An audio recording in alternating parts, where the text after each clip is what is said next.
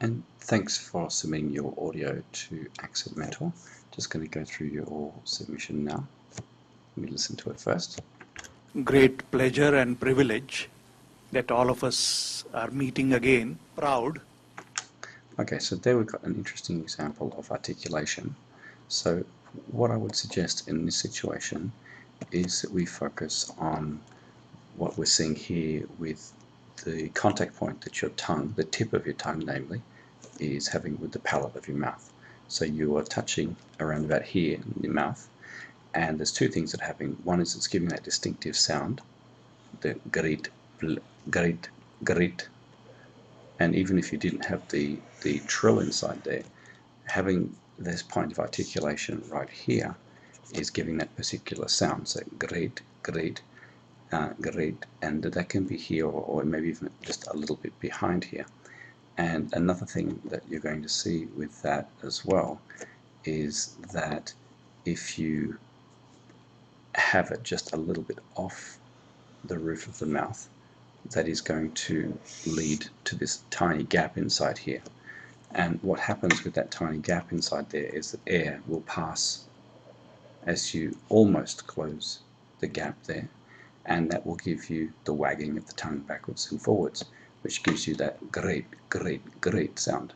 And that's fine, but if you want to modify that one, what we need to do is to change that shape. So what I suggest you do is the first thing you do is to find the contact point of the tongue, which is more typical of English, which is behind the back of the teeth. So instead of aiming for here, put your tongue on the tip of your teeth and just slide it right just in between the back of your teeth. There's like a little ridge there, and find that gap there. And what you want to do is to get that same feeling that you've got when you say great, great at the top of the fleshy part of your mouth, and try to push it forward, say great. So, and the difference between the palatalized contact point that you're having up here and what we're seeing in the English one is the size of the gap.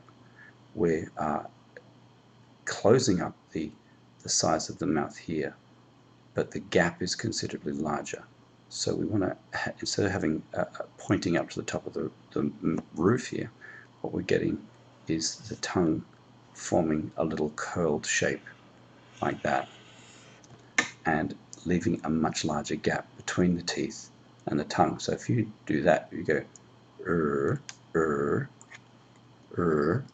it's sitting behind your teeth, but it's not as far back. So you'll instantly get rid of the trill, and you'll get more of the American or English or Australian R sound. Okay. Similarly, the other sound that you can hear here, if you just listen to the audio clip again. Great pleasure and So great pleasure, great pleasure, pleasure. Now when you're articulating the pleasure, it's again relying upon the same point of articulation of the tongue, and that's habitual. Great pleasure, pleasure. When you say pleasure, you'll see that there's almost like a second little ridge. It's a ridge behind inside the roof of your mouth. There's lots of ridges, but that, not the first ridge, but the second ridge back. That's where you're currently saying great pleasure, pleasure, and your L is similar to your great, but it's a little bit curled round like this. Yeah, and we want to change that. We want to push that forward. When you say an English L, that L has to touch the back of the teeth here. So let's just redraw this in a way which makes more sense with an English L. So we want the tongue to push forward one way or another, like this, to form a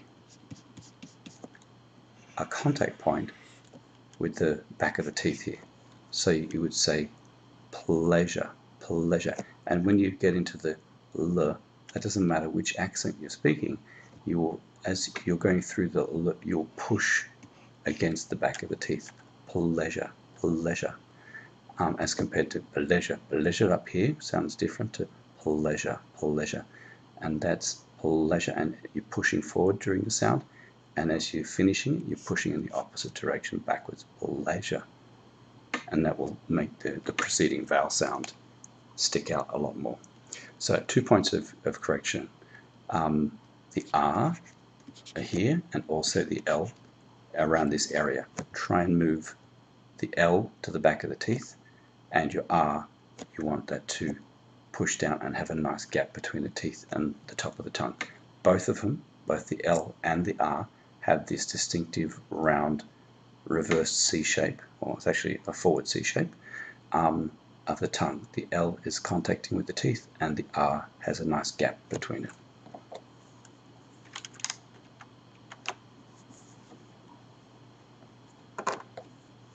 Well, thank you for your submission, and I hope this has been helpful.